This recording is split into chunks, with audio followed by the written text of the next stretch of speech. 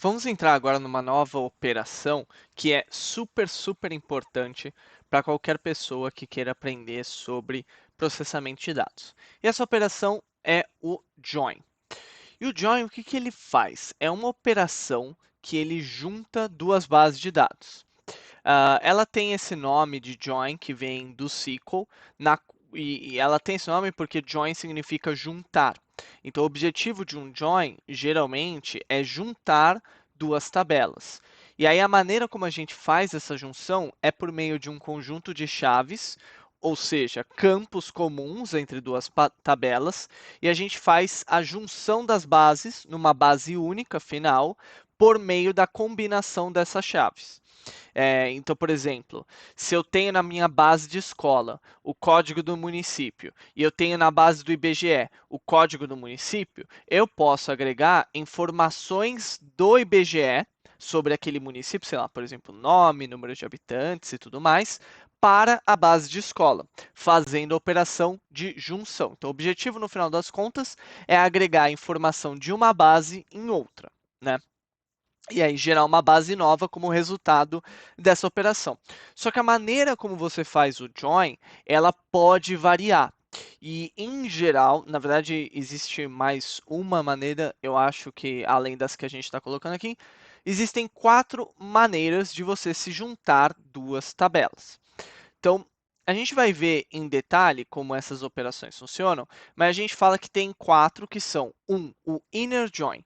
O inner join corresponde a você pegar o conteúdo da tabela 1, vamos supor, a lista de códigos de município que estão na tabela 1 e a lista de códigos de municípios que estão numa tabela 2. E só gerar uma base juntando as informações desses dois caras, onde os dois têm os mesmos conjuntos de código de município.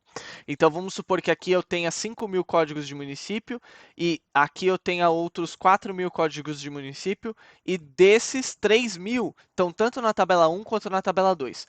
A tabela resultante não vai ser nem os 4.000, nem os 5.000, desculpa, nem os 4.000 que estão aqui, mas vai ser no final os 3.000 que estão nas duas bases de dados. O left join, você está vendo que a gente tem uma tabela, a gente fala tabela 1 e tabela 2, mas tem uma tabela que está à esquerda e outra tabela que está à direita. O left join corresponde aqui eu tenho 5.000 caras, né? 5.000 códigos de município, e aqui eu tenho os 4.000 e 3.000 que bate com os dois. O left join, ele vai pegar os 5.000 caras aqui e, para os 3.000, que também estão na tabela da direita, ou a tabela 2, ele vai agregar a informação da tabela 2. Agora, para os demais, os outros 2.000 códigos de município, ele vai deixar com valores nulos para essa tabela 2. Ou seja, ele vai, no final disso, obter uma tabela que tenha os 5.000 códigos de município que faziam parte da tabela 1, então ele vai manter a tabela 1, a estrutura da tabela 1 igual, ele só vai agregar, onde for possível, informações da tabela 2. O right join é o oposto do left join, então eu faço a junção para a esquerda, o outro eu faço a junção para a direita. E aqui, nesse caso, eu vou conservar os dados da tabela 2. E por último, a gente tem o outer join, que corresponde a fazer a junção nas duas tabelas. Ou seja, se eu tenho 5.000 aqui, 4.000 aqui e 3.000 que são iguais, então eu tenho 2.000 aqui e 1.000 aqui que não estão nas demais tabelas. Então, no final, o que eu vou obter como base final é 2.000 mais 3.000 mais 1.000, uma base com 6.000 códigos de município, na qual eu vou ter para os 3.000 desse cara, para os 3.000 aqui no meio, tanto os dados da tabela 1 quanto da tabela 2. Para esses 2.000, só os dados da tabela 1 e para esses 1.000, só os dados da tabela 2. Mas ele vai gerar uma nova base de dados que tem todas as combinações possíveis no campo que eu estou fazendo a junção das informações. Bom, tudo isso deve parecer bastante teórico e complicado para vocês, então vamos ver alguns exemplos práticos para tangibilizar como esse cara funciona. Então vamos lá.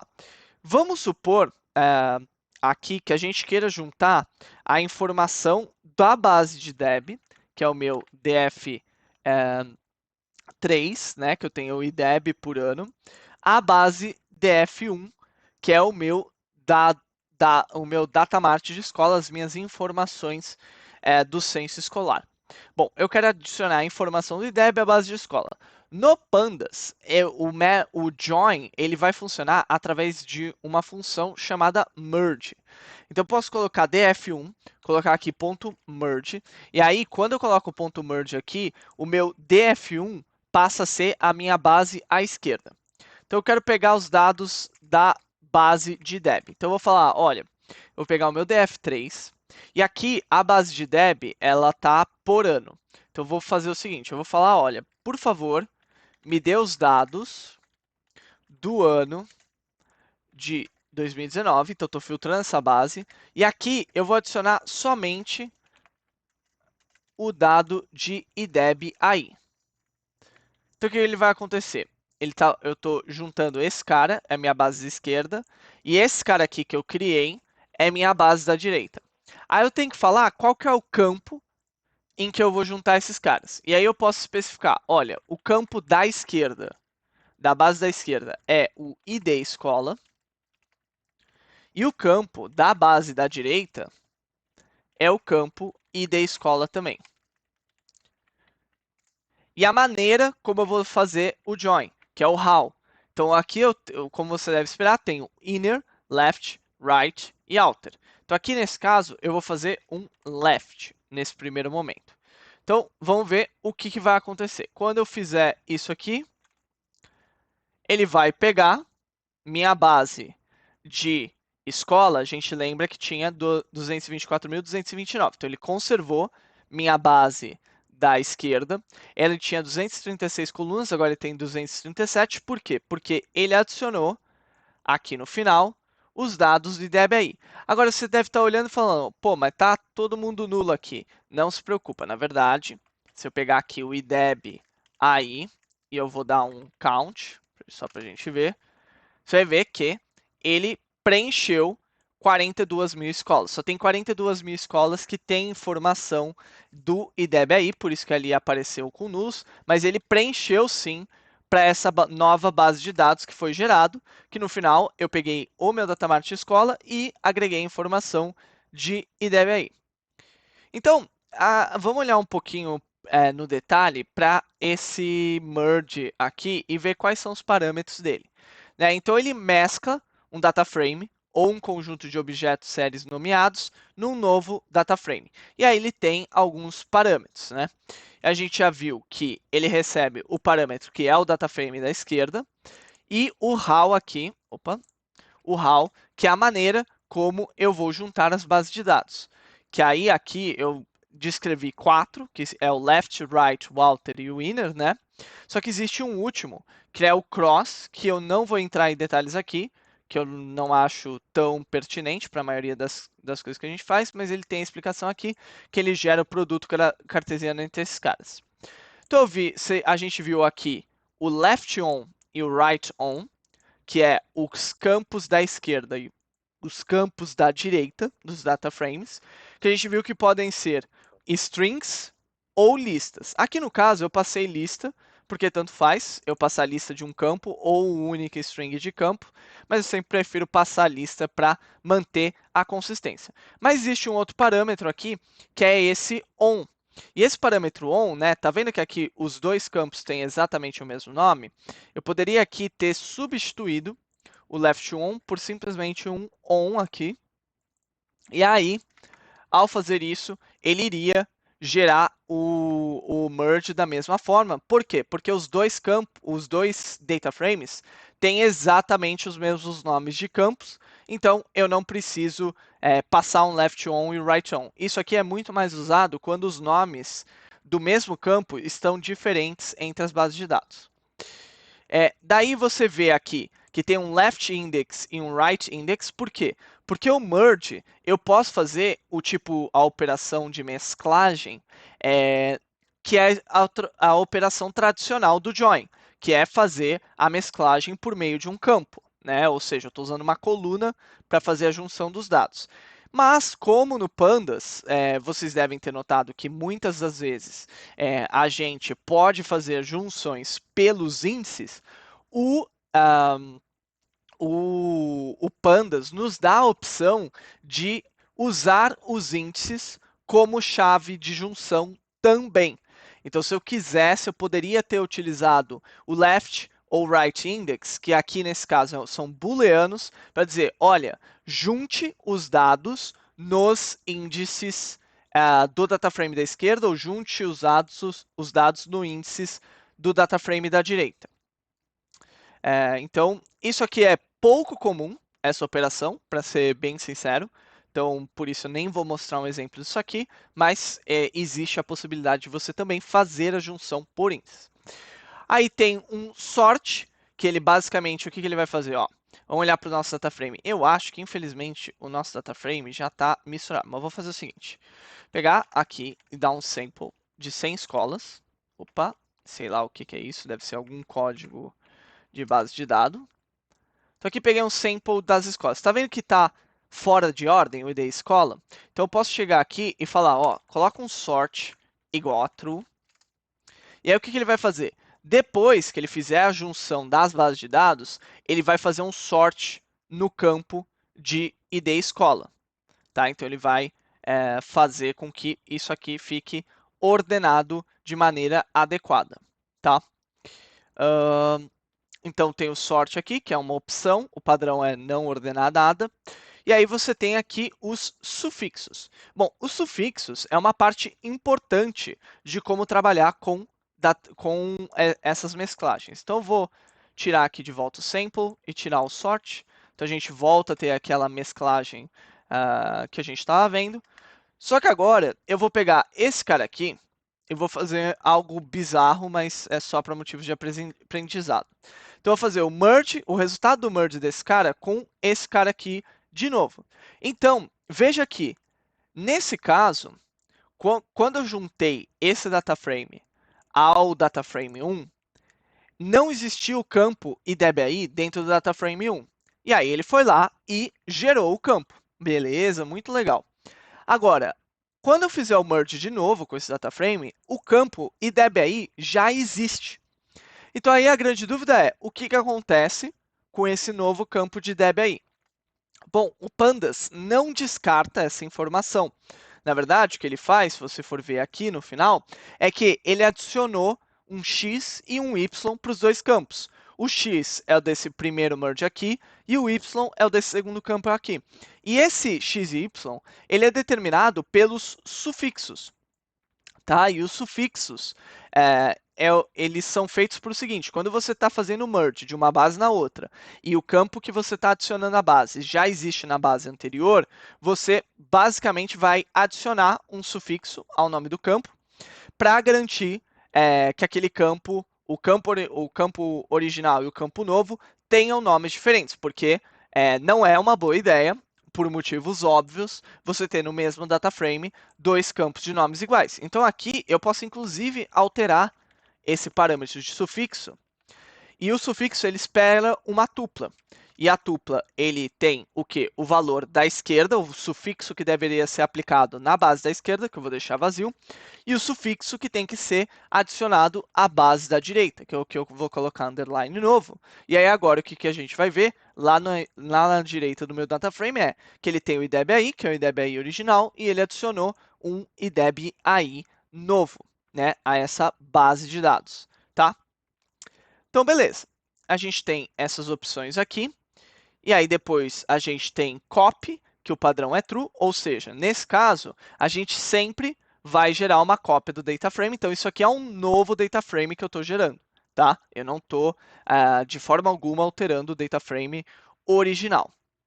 Daí a gente tem o indicator, que ele adiciona uma coluna ao data frame de saída chamada merge, com a informação de origem de cada linha. Então, a ideia desse indicator é muito mais para você validar os resultados da sua operação, tá? Então, o que eu quero dizer com isso? Se eu fizer essa operação aqui e eu colocar, por exemplo, um indicator equals true, você vai ver que, e aí ele vai demorar um pouquinho mais, porque aqui no final você vai ver que ele apareceu um underline merge. E o underline merge, o que ele indica é uma string aqui, que está escrita nesse caso left only.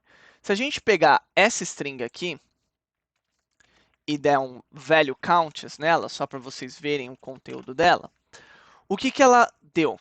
Ela deu aqui left only, both e right only. E aí ele está falando, olha, tem 145 mil linhas que estão apenas no data frame da esquerda, tem 178.610 linhas que estão em ambos os data frames, e tem 0 linhas que estão apenas no data frame da direita. Esse campo, essencialmente, ele validou, ele me deu uma indicação da origem, tá? Da linha de dados que está no meu data frame. Então, nesse caso, como eu fiz um left join, o que é esperado é que eu só tenha left only e both. Né? Por quê? Porque eu estou conservando o meu data frame da esquerda e estou adicionando informações do data frame da direita. E aqui a gente consegue ver que, olha, tem 78 mil linhas de dados onde eu tenho essa informação do ano de 2019, que a gente pode validar se eu pegar esse cara aqui, colocar ele aqui em cima, você vai ver que ele tem 80.510. Por quê? Porque deve ter aqui umas 2.000 escolas, mais ou menos, que não foram identificadas nessa base aqui, mas que tinham ou estavam na base do IDEB, provavelmente porque elas devem ter IDEBs em outros anos, e por isso não acabaram não estando registrados aqui. Mas veja que ele me dá essa identificação e isso serve muito mais para você validar se as suas operações estão ocorrendo da forma correta. Então, ele é um bom campo para quando você está testando e checando se tudo aquilo que você fez está correto ou não. E aí, por fim, a gente tem um último campo, e esse campo também é um campo de validação, que é o validate. Bom, ele tem esse nome porque ele é um campo de validação. Então vamos entender exatamente como que ele funciona, tá? Quando a gente faz um join, até agora eu tenho feito um join que está conservando o data frame da esquerda. E tudo isso é ótimo, né? Isso aí vai ficar bonito e tudo mais. Agora vamos fazer um join um pouquinho mais complicado. Eu vou pegar aqui o meu DF2 e o meu DF2, o que, que ele contém? Ele contém as informações das turmas escolares. Então, tem todas as turmas, que é o ID de turma, e aí cada turma está associada a uma escola. E aí várias turmas vão estar associadas a uma escola naturalmente. Então, eu vou pegar esse DF2, eu vou fazer um merge do df1.reindex, e aí eu vou selecionar aqui as colunas de ID escola e co município. Município. Vou colocar aqui um vírgula.